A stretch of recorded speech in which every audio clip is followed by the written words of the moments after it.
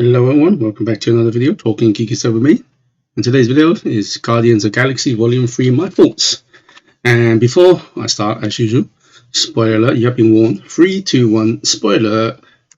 And well, I'm going to try not to spoil. One of my friends says I tend to talk about the plot too much, so I'm going to just talk about, well, I put a spoiler alert just to warn you, but I try my best not to spoil. And like normal, I will play the trailer behind. So yeah, like usual, just seen this about a few hours now, and yeah, looking forward to this. This is one of the few Marvel movies where I've been looking forward to, especially what's been happening in the last few years, a couple of years. The last Phase 4 wasn't that good. The start of Phase 5 with Ant-Man wasn't that good either. Ant-Man flopped, and a lot of the movies after Endgame has kind of flopped or either not made the money they predicted or what they wanted. And yeah, so this film, I want to say that I really enjoyed it. It's Guardian of the Galaxy is one of those franchises when I think a lot of people had the same experience. I knew about the Guardian of the Galaxy in the comics. I read a lot of comics, but I didn't really buy the Guardian of the Galaxy because I kind of knew them because there's always like guest starring or a crossover in a comic I was reading. So I kind of knew who they were, but I didn't follow them in the comics.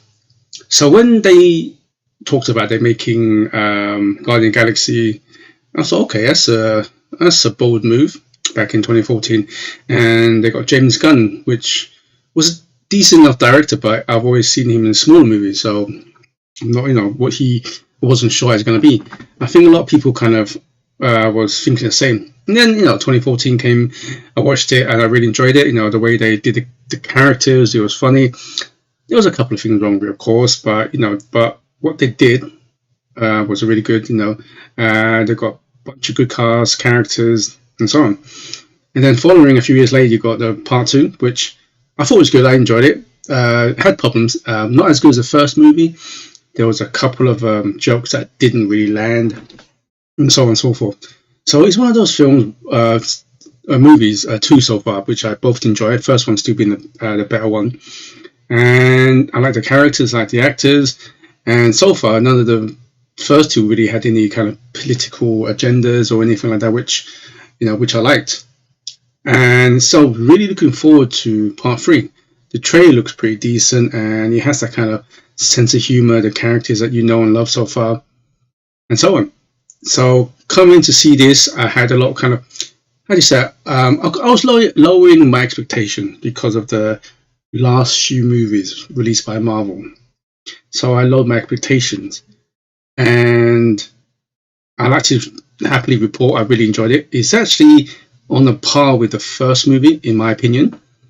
Don't get me wrong, I still enjoyed the second one, but I think that this one's definitely on a par with the first movie. It's a lot longer. This one's about 2.5 hours, 150 minutes long, but it didn't feel that long. It felt pretty good. Good action. This one is actually probably the least comedic. Don't get me wrong, there was some funny bits, and I felt that comedy in this one definitely lands a lot better. This one definitely had the highest emotions out of all the 3. There's a few scenes where I actually teared up, what happened to Rocket and so on.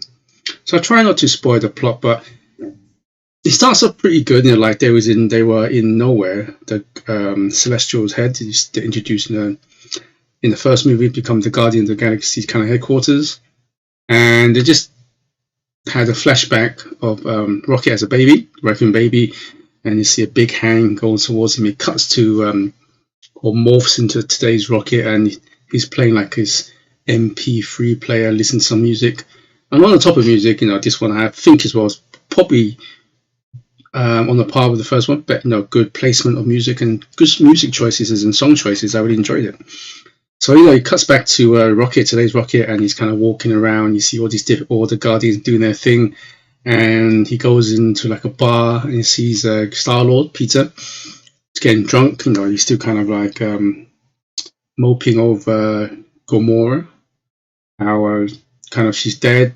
Well, the original one's dead, but the one that's come back is a different Gamora. So he's kind of like that. And then the action just kicks in a few minutes after that, where you see Adam Warlock, who played by Will Poulter. I can't pronounce his surname. He flies in, and in the big action scene, which I quite liked. I quite liked the action scene. And then he blasts his rocket in the chest, kind of wounds him a lot, and then Nebula from the back stabs Adam, and Adam flies away. He escapes from nowhere, and that's where the kind of story kicks in, where Rocket is kind of like almost dying, and they've got these special packs that pull over their body and it heals them up, but they couldn't do it with Rocket because he's got like a kill switch inside him from the experiment. So in order to kind of like fix Rocket, they've got 48 hours. They have to kind of like deactivate the kill switch because they can't operate on him just in case he kill everyone, or anyway. So they need to find that. So that's where they go. Their mission kicks in. And going back to Guardian, the reason why I enjoy Guardian of the Galaxy so one of in my opinion, one of my favorite Marvel kind of franchises, because I like science fiction. I like a bit of comedy sprinkling here and there. I like action adventure. I think this one, I would say overall at the 3 is, I would say, the better made movie. I think James Gunn as a director is definitely, especially now that he's got more experience in the kind of the bigger budget, you can see the pacing is better. Like he didn't get overdone it with his comedy, and the comedy bits really landed. He flushed out the characters a lot more. I mean, the characters always been great, but this time definitely a lot more deeper, more emotional, and also globetrotting. When I say action adventure, they literally are traveling around the galaxy doing all these adventures and action sequences. And on the topic of action, I think the actions are really well done in this, and the special effects so far. I think this is after Endgame, this is probably the best use of special effects. Because there've been some movies after Endgame has kind of like, was the special effects that good? Like, look at Ant-Man, for example. There were a couple of good ones, and it was quite bad. There's a few things I didn't like. For example, Adam Warlock's character. Because if anybody who reads the comic, you know that Adam Warlock is like Superman level. He's powerful. Superman level, Super Surfer kind of level. And in the comic, he's very intelligent. He's kind of like a friend and a foe to Thanos. He's, if you read the Infinity Gauntlet, the comic, he was one of the people who kind of orchestrated to save the universe. But they made Adam Warlock here a bit kind of like an idiot, because he was. If you watch the second movie, at the end they was creating him, and in the film, the movie itself, they kind of opened or they released him early, or they made him too early, or something like that. So he's kind of like a child. And also, they didn't really showcase how powerful he was. I mean, he was pretty powerful, but when you compare it to comics, he's nowhere near that. I mean, but then this is the MCU. MCUs tend to kind of depowered a lot of their characters, really. So I think Adam Warlock was a bit of a letdown. I like the actor who plays Adam. There's some funny things, but to me, he was a bit too much like an idiot, So maybe they do a next one. They kind of like, give him a bit more of a character, I suppose. And secondly, Zoe Saldana's Gamora. I think all the characters in this movie, especially in this one, really had, how do you say it? No one was really like, because you watch the first two movies, you can clearly see Chris Pratt and Zoe Saldana was kind of the main focus. But in this movie, I think everybody had their screen time, a fair share of it. They had their emotional moments, their funny moments, their kind of like their superhero moment, and they had their really good speeches here and there. So I think this film definitely focused on a lot of individual characters and flushed them all out, in some way quite equally. But I think with Gamora's character, I think she got kind of kicked to the curb a little bit. I'm glad, another spoiler, I'm glad that at the end they didn't kind of like hitch up or hook up, like, hey, you remember the past, we're falling in love and so on. Because if you think about it, it's not that Gamora's lost her memory. This is a whole different Gamora. So it makes sense that she doesn't remember everything, because it's a different Gamora. But what I liked about the ending, again, spoiler, is that they don't kind of go back together, but she has a lot more found respect for Star-Lord. And that was a good way, I thought that was a good way to end it. And on the topic of Gamora again, kind of went sideways. I think she got kicked to the curb where I think her character it kind of went backwards, because if you watch the first two movies from, being the stepdaughter of Thanos, kind of like not evil, but not bad. Not good. Kind of slowly, kind of falling in love and finding friendship and family with the Guardians. This one, she just, I don't know, certain bits where she felt a bit annoying. I don't know. I just think she didn't really have character. Maybe it's deliberate, but I thought maybe near the second half, like, she could have like had more interaction and I don't know, starting to kind of feel like she was the old Gamora and start to understand the other Guardians and kind of, how do you say, kind of become friends with them slowly, because she didn't really had kind of much interaction with the Guardians individually.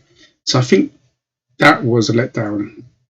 To me, anyway, personally, I think there should have been more of interaction with her and the other Guardians of the Galaxy, and say, for example, Rocket and Mantis or Drax, kind of tells them what you did for me and how we were like before, and so on and so forth. So that's another kind of bit of a minus for me. And also the villain, the High Evolutionary, played by, you know what, I'm not even going to try to pronounce that guy's name. I don't know, I didn't like the villain. I thought that was a bit of a letdown again. He just reminds me of another Kang the Conqueror.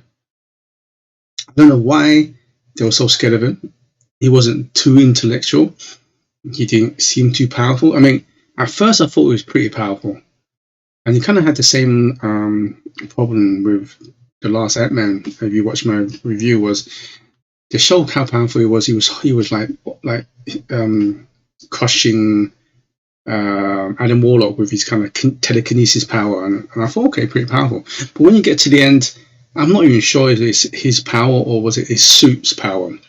And when Rocket shoots him, and then the other Guardian comes and lays a smackdown on him, and he kind of gets beaten. And I'm thinking, oh, if he gets beat by the Guardian like that, why don't Adam Warlock, if you watch the beginning bit, Adam Warlock could have taken out the Guardians. That's how powerful he was. I mean, it didn't make sense, because I would have just, if I was Adam Warlock's mother, can't remember her name now, I would have just sent Adam Warlock to beat up the High Evolutionary. So, and also his character was like a little kid sulking and this and that.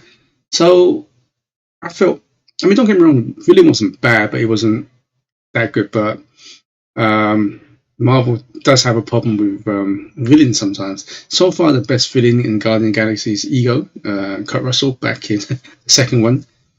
So overall, I really enjoyed it. It's definitely the best MCU movie since Endgame. I'm not counting Spider-Man, because I still think Spider-Man's a Sony product. But this is definitely the first good Marvel film since Endgame. I mean, Phase 4 was average. Ant-Man was, meh, not so good. It's just a shame that this may not make the money. I mean, I'm looking at some of the figures, 115, 120 million. If this would have come out a couple of years ago, because this film was delayed, I think, because of the thing a couple of years ago, we really remember about James Gunn and some of his tweets he did decades ago, and then Disney fired him, and then they rehired him, and they had to rewrite the script. So if this would have come out, say, 18 months, 2 years ago, this may have a shot making $1 billion. It's a shame, really, because it's actually a really good film. I really enjoyed it. It's, like I say, it's on a par with the first one, and best MCU since Endgame. It's a shame, and at the same time, it's Disney's fault, really, and Marvel. They've been making rubbish movies after rubbish movies, putting identity politics, woke, whatever, this and that into it, has almost soured the taste in people with their products. And it's just a shame that this product has got caught up with that, because I think this deserved to make a lot of money, because I really enjoyed it. There's really no identity politics in this, maybe apart from changing the gender of Cosmo, the dog who can with telepathic. I think in the comics he's a boy. So, but apart from that, it's no big deal. I mean, overall, this is actually a really good film, and hopefully they do more. And see what happens. I would say overall, give this an 8 out of 10. 8 out of 10, yeah. It's definitely the best Marvel movie since Endgame. And I do hope this film makes some success. And like I said, I don't know if it will. It's just a shame that he got caught up with all these bad Marvel movies in the last few years. So anyway, thank you for anyone for staying to the end, and good morning, good afternoon, and good evening wherever you are in the world, and please stay safe. Until next time, goodbye.